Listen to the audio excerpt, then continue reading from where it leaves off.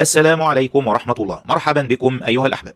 لمن يريد النجاة من آثار إشعاعات النووي في حالة حدوثه، الرسول يخبرنا كيفية النجاة من إشعاعات النووي، والموضوع بجد، والرسول عليه الصلاة والسلام ما تركنا. طبعا هذه الحلقة لأن احنا شايفين اللي بيحصل الآن، وبدأ فعلا الناس تستشعر قرب هذه المخاطر، وشوفنا المشاهد اللي حدثت في بعض الدول العربية من إطلاق جهاز استشعار الإشعاعات النووية نتيجة للأحداث الأخيرة اللي احنا كلنا بنتابعها إلى يومنا هذا. عايز أقول في البداية إن النبي عليه الصلاة والسلام ما تركنا وأخبرنا، وإن كانت الأحاديث فيها ضعف لكنها تتسق مع الواقع. في البداية عايزين نحط قاعدة، إيه هي؟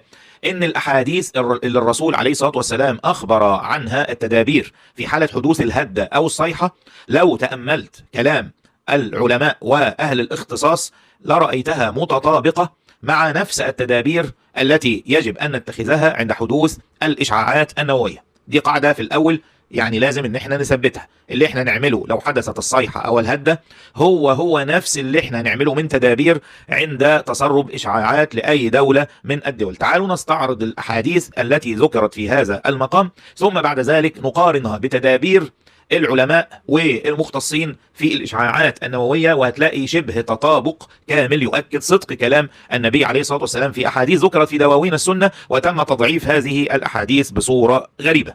الحديث الذي رواه نعيم بن حماد بيتكلم، بيقول ايه؟ بيقول ان الصاعقة او الصيحة او الهدة اللي حذرت منها الاحاديث، يصعق 70,000 ويخرس فيها 70,000 وتفتق فيها 70,000 عذراء. فواحد سأل سؤال، قال لك ازاي يعني يصعق 70,000؟ فهمناها من الصوت مثلا.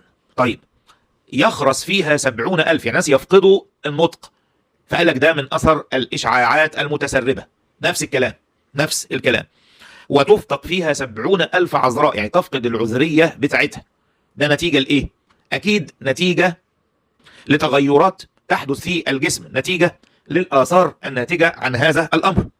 طيب سابنا النبي عليه الصلاة والسلام ولم يعطينا الحل، لم يتركنا. قالوا فمن السالم يا رسول الله؟ قال من لزم بيته وتعوذ بالسجود وجهر بالتكبير. ما تشغلش دماغك بقى وتقول لي حاجات علمية ايه دخل السجود، لا، هتلاقي في دخل للامور دي. نفذ كلام النبي عليه الصلاة والسلام بدون ايه، بدون فلسفة. يبقى اول حاجة فهمناها من التدابير ان تلزم بيتك، لا تخرج من بيتك. وايه كمان؟ وتعوذ بالسجود، تلجأ الى الله بالسجود، الى الله، كثرة السجود اللي بيخرج الشحنات السالبة لو حصل اي تسرب اشعاعي لجسمك.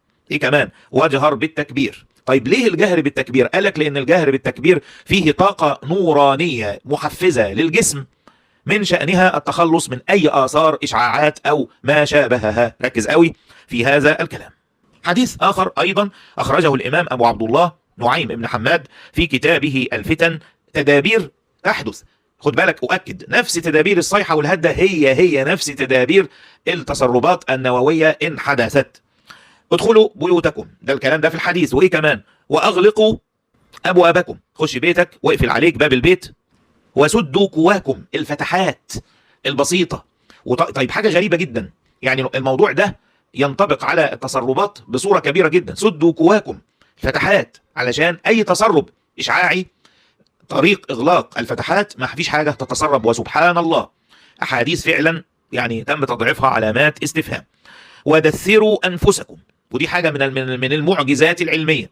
يعني إيه؟ البس لبس ثقيل، ويكون المفضل كمان غير إنه هو ثقيل إن يكون محكم الأنسجة بتاعت الملابس لكي لا تتسرب لك الإشعاعات. يبقى دي التدابير أهي. وسدوا آذانكم، عشان برضو دي بقى خاصة بالصيحة وممكن يكون ليها أثار، لأن برضو الأذن منفذ من منافذ التسرب، ممكن يأثر. وخروا لله سجدا وقولوا سبحان القدوس سبحان القدوس، فمن فعل ذلك نجا ومن لم يفعل ذلك هلك. يبقى دي كلها تدابير يجب أن نتخذها. إيه كمان؟ انتشر في الأيام الأخيرة بعض من نصائح الأطباء والمختصين من العلماء إذا حدث تسرب إشعاعي لدولة من الدول يعملوا إيه السكان بتوع الدول. والإجراءات أهي مكتوبة وأنا عرضها ليكم علشان تعم الفائدة. ادخل الى مكان مغلق فورا، قارن ما بين كلامهم والاحاديث هتلاقي تطابق. اغلقوا بيوتكم، يقول لك خش المكان مغلق. اغلق النوافذ والابواب باحكام، سدوا كواكم. شوف المقارنات عشان تطابق لا ينطق عن الهوى، وتم تضعيف هذا الحديث. تخيل الموضوع. اغلقوا النوافذ والابواب باحكام. اوقف المكيفات والمراوح ليه؟ دي برضو تخش في باب سدوا كواكم الفتحات، لان المكيفات اكيد فيها منفذ لدخول هذه الاشعاعات، والمراوح اللي بتحرك الجو. ضع قماش مبلل على اي فتحه تهويه. تابع الاخبار الرسميه، لا تخرج الا بامر. كل ده النبي قاله. ان وزعت حبوب اليود تناولها حسب التعليمات. كل ديت الحاجات دي عارفينها باستثناء اليود جديد.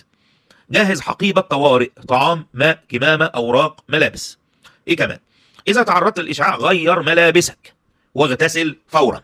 خد بالك من هذا الكلام طبعا، علشان خاطر لو الملابس لقطه اي اشعاعات ولا اي حاجه، غير ملابسك واغتسل فورا. هذه بعض من النصائح، وانشر هذه الحلقه للاهميه لكي تعم الفائده. بارك الله فيكم يا احباب، سلام الله عليكم ورحمته وبركاته.